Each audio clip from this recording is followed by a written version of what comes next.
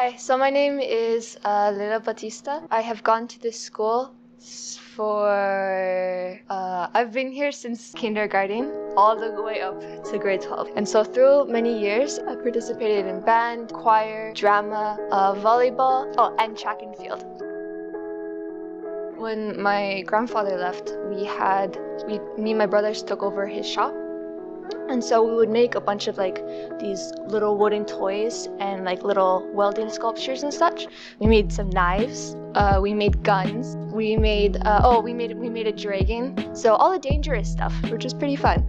And I thought that these things were really cool and I wanted to share them with other people. And so while my brothers were creating these things in the shop, I would videotape them. I had this whole YouTube channel, I think it was called Creative 3 or something like that, and then post those just because I thought they're really enjoyable. And then when my brothers ran out of time and they couldn't really create any things anymore, I went out and I learned just these most random skills. I learned juggling and this weird card thing that you can do with cards and pen tricks or whatever. And I would just videotape me skills just so that I have content to edit and to put up on my YouTube channel. And the other YouTube channel that I made was Creative Movies. That was just for Lego stop motion animations that I used to make, those other skill videos as well.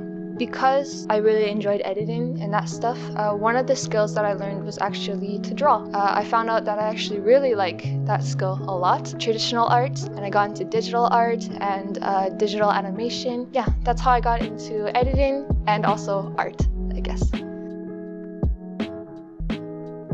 You know, at the end of the quarter when you receive those grade cards, and at the bottom there's little comments from teachers. So recently I was looking through those cards that I had, and there's this one reoccurring phrase that was always in the comment. I don't know if all the teachers just band together and decided to curse me with it, and the phrase was Layla needs to ask for more help and put up her cube more often. And to be honest, the reason why I didn't ask for help was because I was just so stubborn. I always had this idea of if someone else learned it, then I could just learn it by myself as well. And also because I thought asking for help would waste other people's time. And it was only until when I was older, I realized that the teachers genuinely care for us and that no amount of questions asked would ever change that. Because the year I convinced myself that accepting help was okay was actually my last year that I was here. I think I'll miss that little phrase at the bottom of my cards.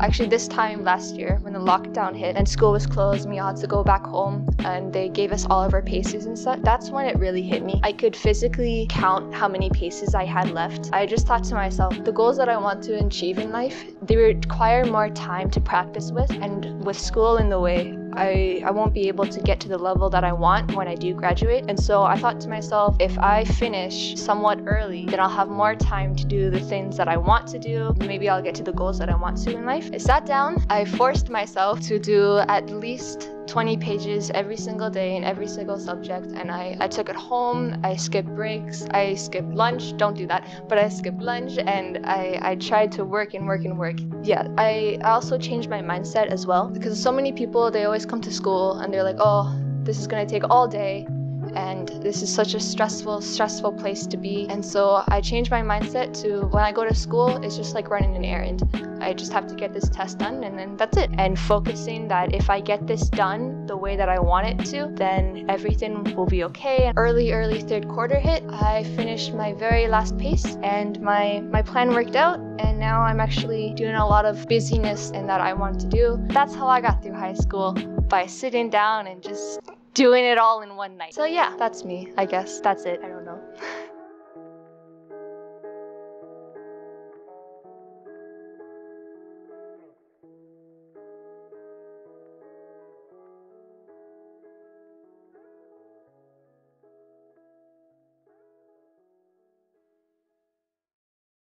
Next up, we have Brett Krochak. So we were looking for Brett's script, and we were kind of like, there's nothing here at all. how about you just take this? Yeah, just read that. Sure. Brett was born in November of 2002 and is the second oldest senior. He's been at this school basically since birth, and we have received reports that he may actually live here. Brett is known for being good at many sports, but basketball holds a special place in his heart. Ever since Brett joined the team in grade 8, he's been a force to be reckoned with. And that's all we have. How about we just have someone else do our work?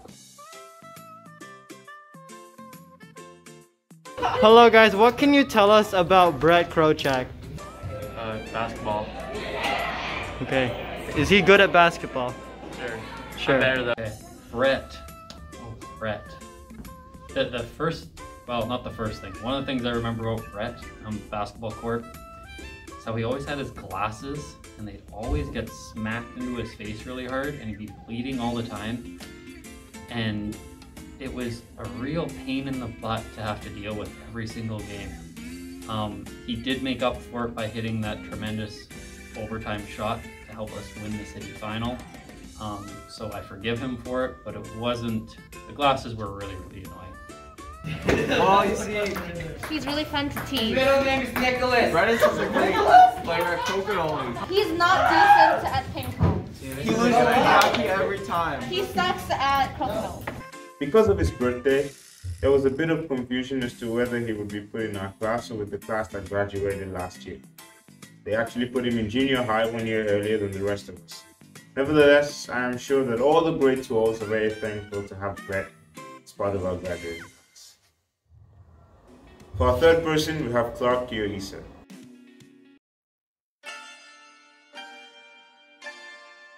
But when the world needed him most, he vanished. And he has nothing. Here you go. We'll do this again. Yeah, Clark was born on March 2003 in the Philippines. He moved to Canada and started going to LCA. Just like Brett, he's also on the basketball team and he's one of our best players. Not only is he in basketball, but he's been in our choir since grade 10 and he's even showed up to drama once, so that's cool.